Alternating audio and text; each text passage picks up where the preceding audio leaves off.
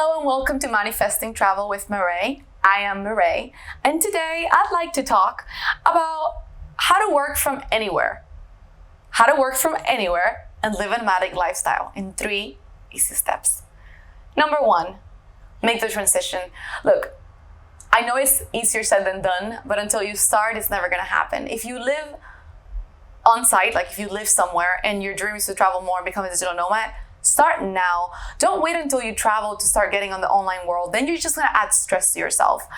I made a decision last August to get an online job before I finished my last seasonal job so that I could have an online job when I was already on my way.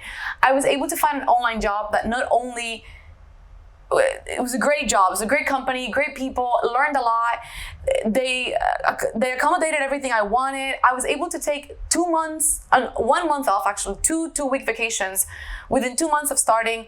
Like, it's possible. It's absolutely possible. But you have to make the transition. Start making those steps towards what you want. Don't wait until you start traveling to decide on getting an online job or any of that stuff. Start now. Don't wait for later. Start now. Make a transition. Start getting an online job. Start getting a gig. Anything that's going to get you closer to this goal of yours. But just start it, okay? The next one I'm going to do, the next tip is to know your budget. And this one is kind of like, only you will know this, but there are many ways that you can plan for budget. A lot of people think you need to have thousands and thousands of dollars to travel the world, but the reality is that a few $1,000s will get you a long way in a lot of the most amazing countries that you want to discover. So know your budget so you can plan not only where you're gonna go, but how long you're gonna go for and the quality of life you're gonna be able to afford. For me, for example, the way I do it is I used to work a whole season, and based on that, I would save money. I would save $10,000, $15,000 each, myself and my husband, and we'll combine all of our money and be like, okay, we have $20,000, $30,000. Now we can go work. Now we can go travel for at least 6 months. And based on this amount of money, what can this buy in this country, that country? And then based on that, we made a decision. If this time, 1 year, for example, we travel for 7 months straight, and we did a combination of a really, really nice cruise in Europe with like 5 months of camping on the beaches of Baja in Mexico, you budget it out. So at the beginning, it was really, really expensive because it was in Europe and it was like a really, really luxury cruise. But then we were doing just camping on the beach in Mexico, which is not that expensive. But actually, it ended up being really expensive because of all the tolls and the gas price in Mexico. So it ended up being much more than we thought. But because we had already budgeted ourselves and spread it out and actually done research, even though we were over budget, it still didn't create a problem where we needed to stop our trip, right? We just needed to make better plans for when we got to the next destination and had our next seasonal job. We could make plans regarding that.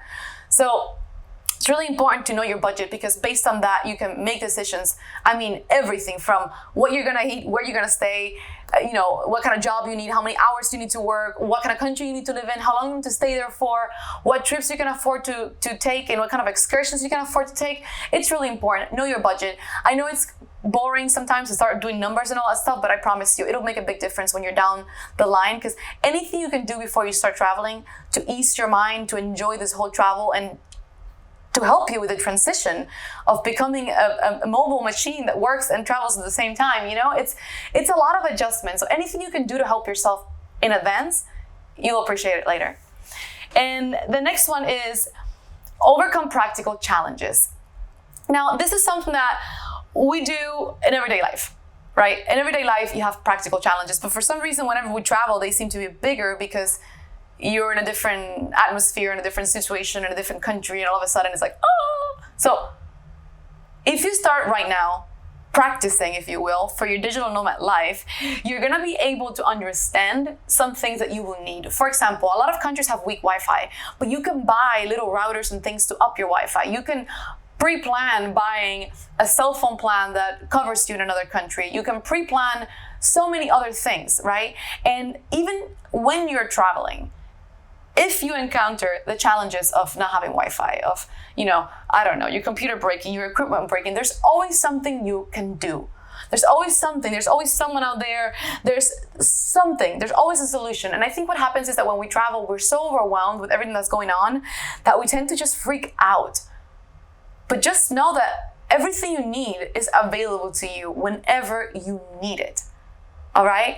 And if you go traveling with that mindset of I can and I will, and it's just a challenge, not an obstacle, and I can overcome anything, you will become anything. Again, do your research, make your decision, take some action, and prepare. And don't forget to enjoy when you get there.